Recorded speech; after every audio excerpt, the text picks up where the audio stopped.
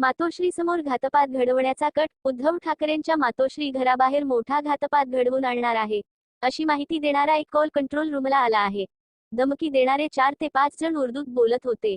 मुंबईहून गुजरातला जाण्याच्या ट्रेनमध्ये 4 ते 5 जण प्रवास करत असून ते मातोश्रीबाहेर घातपात घडवून आणण्याबाबत बोलत होते. भायखळ्यातील मोहम्मद अली रोडवर खोली भाड्याने घेण्याबाबतही ते बोलत होते, अशी माहिती कंट्रोल रूमला फोन करण्याच्या अज्ञात व्यक्तीने दिली. पुढली महत्त्वाची बातमी उद्धव ठाकरेंच्या मातोश्री निवासस्थानाबाहेर घातपात घडवून आणणार असल्याचा फोन नियंत्रण कक्षाला आल्यानंतर आता खासदार संजय राऊतांनी यावर प्रतिक्रिया दिली. ठाकरे कुटुंबाच्या सुरक्षेची जबाबदारी केंद्र सरकारची आहे. राज्य सरकार सुडाने पेटले आहे. ठाकरे कुटुंबाचे संरक्षण काढून घेतले आहे. त्यामुळे भविष्यात काही घडले तर याची जबाबदारी केंद्र सरकार आणि महाराष्ट्र या गृहखात्याची आहे, असे राऊत म्हणाले. पुढली महत्त्वाची बातमी अमित शाह यांच्यावर दुःखाचा डोंगर कोसळला, बहिणीचे निधन. केंद्रीय गृहमंत्री अमित शाह यांच्या भगिनी राजेश्रीबेन शाह यांचे आज मुंबईत निधन झाले. मुख्यमंत्री एकनाथ शिंदे यांनी राजेश्वरीबेन यांना श्रद्धांजली अर्पण केली आहे. त्यांचे जाणे हे शाह कुटुंबियांसाठी धक्कादायक आहे. या दुःखात मी व्यक्तिशः सहभागी असून या धक्क्यातून सावरण्याचे बळ आदरणीय अमितभाई आणि समस्त शाह कुटुंबियांना मिळो हीच ईश्वराचरणी प्रार्थना, अशा शोकभावना शिंदे यांनी व्यक्त केल्या आहेत. पुढली महत्त्वाची बातमी अखेर ठरले, राजू शेट्टी कुणासोबत जाणार? राज्यातील सत्ताधारी आणि विरोधकांचे हात बरबटलेले आहेत. त्यामुळे स्वाभिमानी स्वतंत्रपणे मतदारांसमोर जाणार अशी घोषणा स्वाभिमानीचे अध्यक्ष राजू शेट्टींनी केली.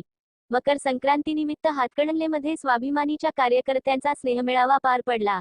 यावेळी ते बोलत होते.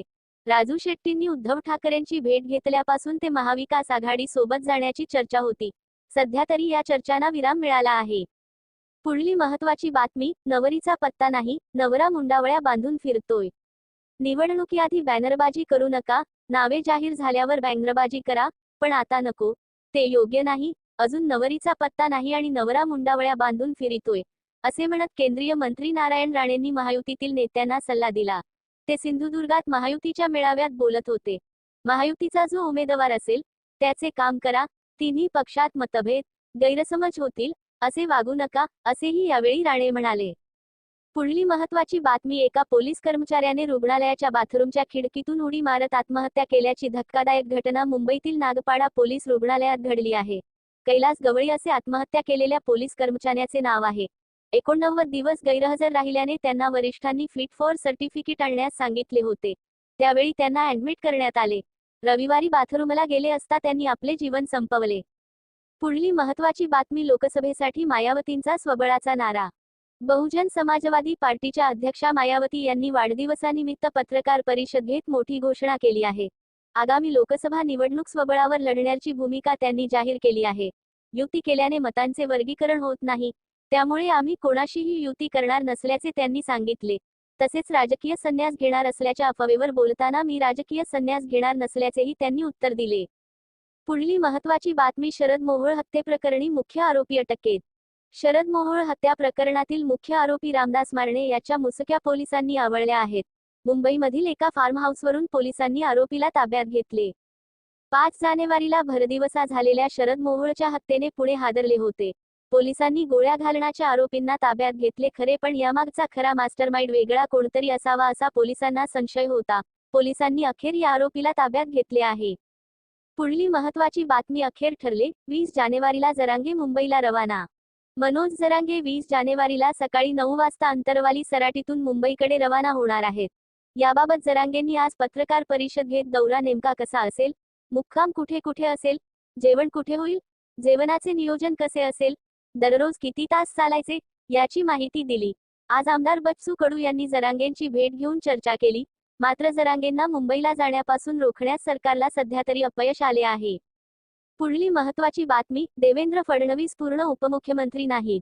ठाकरे गटाचे खासदार संजय राऊत यांनी आज पुन्हा उपमुख्यमंत्री देवेंद्र फडणवीसांवर हल्लाबोल केला आहे. राम मंदिराबाबत बोलताना फडणवीस हे पूर्ण उपमुख्यमंत्री नाहीत, त्यातही वाटेकरी आहेत, त्यांनी फक्त त्याच्यावर बोलावे, अशा शब्दात राऊत यांनी टीका केली आहे.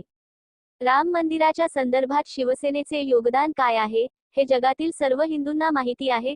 त्यावेळी देवेंद्र फडणवीस नव्हते, असेही राऊत यांनी म्हटले. पुढली महत्त्वाची बातमी, श्रीराम माझ्या स्वप्नात आले आणि म्हणाले 22 जानेवारीला अयोध्येला येणार नाही. असे वक्तव्य बिहार सरकारमधील कॅबिनेट मंत्री आणि लालू प्रसाद यादव यांचे पुत्र तेज प्रताप यादव यांनी केले आहे. आता त्यांचा हा व्हिडिओ व्हायरल होत आहे. भाजपचे लोक धर्माती फूट पाडत आहेत. निवडणुका आल्या की मंदिर पुढे येते, निवडणुका संपल्या की मंदिराला विचारले जात नाही, असेही रामानी सांगितल्याचा दावा तेज प्रताप यादव यांनी केला. पुढली महत्त्वाची बातमी बच्चू कडू जरांगेच्या भेटीला मराठा आरक्षणाच्या मागणीसाठी 20 जानेवारीला मुंबईत मनोज जरांगे पाटील हे आंदोलन करणार आहेत. तत्पूर्वी आमदार बच्चू कडू हे आज अंतरवाली सराटी गावात जरांगेंच्या भेटीला गेले आहेत. यावेळी मराठा आरक्षणासाठी विशेष अधिवेशन बोलवण्याची मागणी जरांगेंनी केली. मुंबईतील आंदोलनाआधी राज्य सरकारशी चर्चा व्हावी या संदर्भात ही भेट असल्याची शक्यता आहे. सध्या दोघांमध्ये कुणबी प्रमाणपत्रांसंदर्भात चर्चा सुरू आहे.